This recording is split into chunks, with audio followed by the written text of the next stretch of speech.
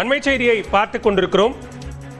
தேமுதிக பொதுச் செயலாளர் பிரேமலதா விஜயகாந்த் தேர்தல் முடிவுகள் தொடர்பான ஒரு அறிக்கையை வெளியிட்டிருக்கிறார். இது தொடர்பான கூடுதல் விவரங்களோடு இணைகிறார் செய்தியாளர் வெங்கட். விவரங்கள். பலா 2026 சட்டமன்ற தேர்தல் முடிவுகள் குறித்து தேமுதிக பொதுச் செயலாளர் பிரேமலதா விஜயகாந்த் அறிக்கை வெளியிட்டிருக்கிறார். இந்த அறிக்கையில் 2026 சட்டமன்ற தேர்தல் ஒரு மாயை போன்றது. இதில் வெற்றியும் தோல்வியும் யாராலும் கணிக்க முடியாத வகையில் முடிவுகள் அமைந்துள்ளன.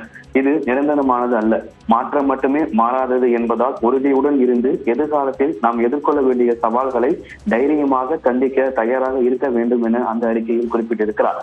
தேமுதிக கழகத்தில் சார்பில் போட்டியிட்ட அனைத்து வேட்பாளர்களுக்கும், மாவட்ட கழக செயலாளர்களுக்கும், ஒன்றிய நகர பேரூர் கிளை கழக நிர்வாகிகள், தொண்டர்கள் மற்றும் மதசார்பற்ற முற்போக்கு கூட்டணியில் பணியாற்றிய அனைவருக்கும் வாழ்த்துக்களையும் பாராட்டுகளையும் தெரிவித்துக் கொள்கிறேன் என கூறி மக்கள் தீர்ப்பே மகேசன் தீர்ப்பு என அந்த அறிக்கையில் குறிப்பிட்டிருக்கிறார். மேலும் இந்த அதாவது கழகத்தின் சார்பாக போட்டியிட்டு வாழ்த்துக்களை தெரிவித்துக் கொள்கிறோம் எனவும், தேர்தல் களத்தில் கூட்டணி தர்மத்தை மதித்து மிக சிறப்பாக பணியாற்றிய அனைவருக்கும் பாராட்டுகள். தோல்வியுற்ற வேட்பாளர்கள் யாரும் மனம் தளராமல் இருக்க வேண்டும் எனவும், நமக்கான எதிர்காலம் உறுதியாக உள்ளது என இந்த அறிக்கையில் அவர் குறிப்பிட்டிருக்கிறார். திமுக கூட்டணியில 10 தொகுதியில போட்டியிட்டு ஒரே ஒரு தொகுதியில மட்டும்தான் தேமுதிக வெற்றி பெற்றது என்பது குறிப்பிடத்தக்க விஷயமாக பார்க்கப்படுகிறது. பாலா,